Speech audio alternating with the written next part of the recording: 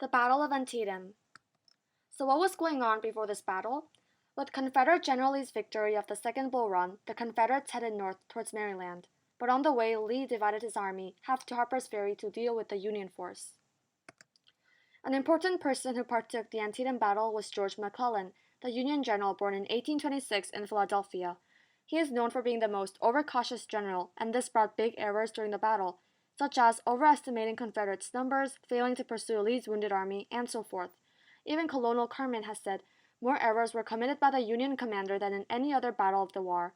Some other important generals were General Lee of the Confederates, General Joseph Hooker, and General Fitz-John Porter of the Unions. Let's look at the goals and strategies of each army. The goals of the Confederates were advancing north, inspiring Marylanders, hoping they'd join the Confederates as well as gaining allies from Europe. They first held to the defensive strategy, for they had the home court advantage, but as they gained victories from counterattacks, they changed to raiding, launching 2 invasions, and committing the entire force on the field. The goal of the Unions was stopping the Confederates' northward advances. Their strategy was the Anaconda Plan, where they strangled South's economy through preventing supply ships as well as controlling the Mississippi River. They were also on the offensive side, opening the battle by striking Lee's left flank, the center, and the right.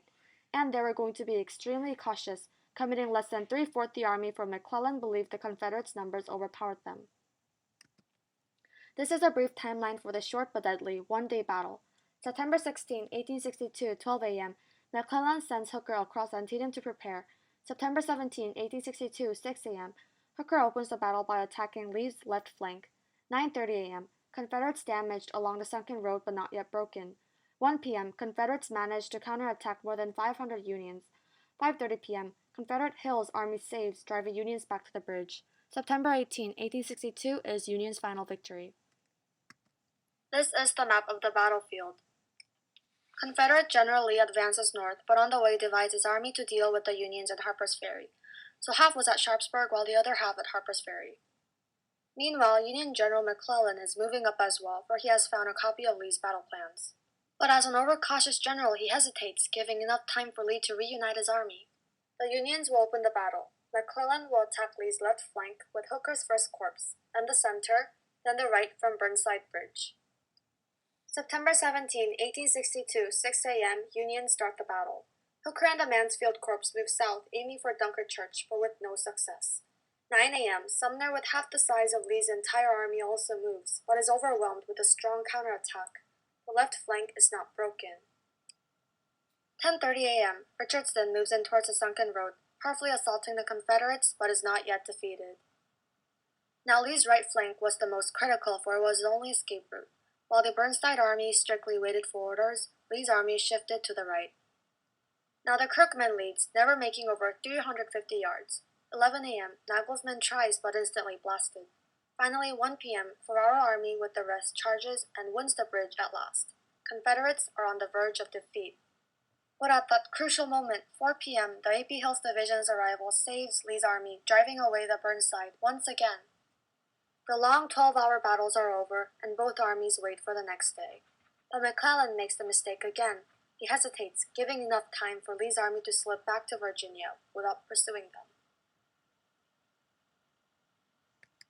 So how did the Antietam battle impact both armies? For the North, this battle was a victory and a turning point.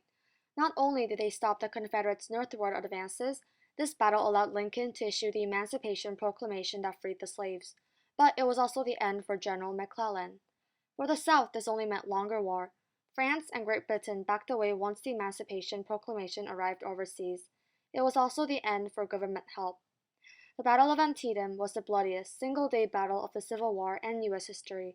There were more deaths than the total combined in the American Revolution, War of 1812, plus the Mexican-American War. More than 23,000 people lost their lives. How is this battle significant to America?